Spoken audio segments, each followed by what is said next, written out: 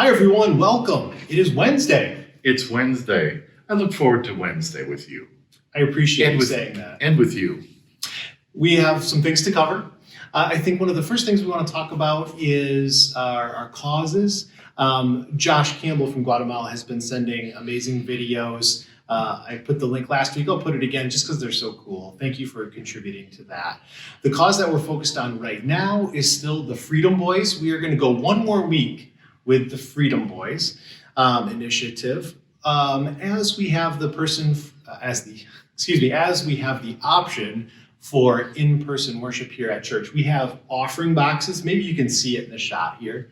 You can place your offerings in the boxes, of course.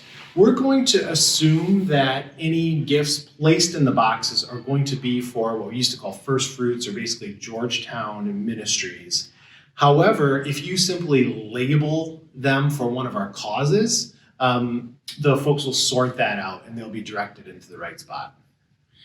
And that's a good notification about where our offering boxes are. They're near the door. You'll also notice that we have activity baskets and bags for kids. There's masks there if you want or need them.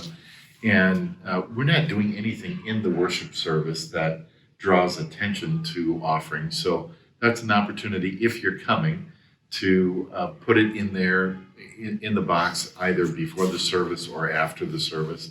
And thank you again for your continued contributions via mail. I think that still remains to be our most common way that people are supporting church ministries. I'd like to call your attention to an email that will be coming today that will highlight not only who our new prospective office bearers and care providers are, but there will also be a form that will allow you to electronically affirm, I don't want to say vote for, but affirm the candidates who are in that roster. As always, we're asking for an affirmation. So a simple checking a yes box is sufficient. If you find yourself saying, I don't know who this person is, and you want to abstain, there's that option as well. But please know that we're going to give you until not this Sunday, but the following Sunday to do that. We ask for one person, or one sheet per person in your household. One per person is what I want to say. And suppose that technology is intimidating to you. Why don't you drop Sarah in the office an email and say, I'd really rather prefer a paper ballot.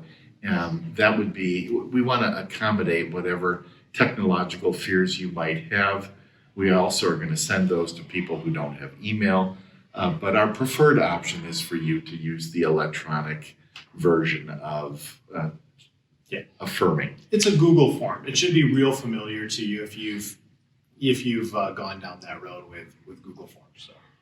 So that might be a big if for some folks, but yeah, you can do it. Trust me. We believe you can do it. We believe in you. Yeah. That's right. Sundays. Let's talk about Sundays. Sundays happen every week. Have you noticed that? Every 7 days. Every 7 days they come. Mm-hmm. So we had our staff has kind of called it a dress rehearsal, because it was our first live streaming with some people here. And by and large, I thought it went really well. We think it went very smoothly. I think it was an abbreviated service. If you were here or if you saw it online, you can still see it online on YouTube. So it doesn't have all of the pieces and parts that old worship used to have. Sure. But there is that in-person option, and it continues. And some things to expect if you do come. Just expect someone to greet you.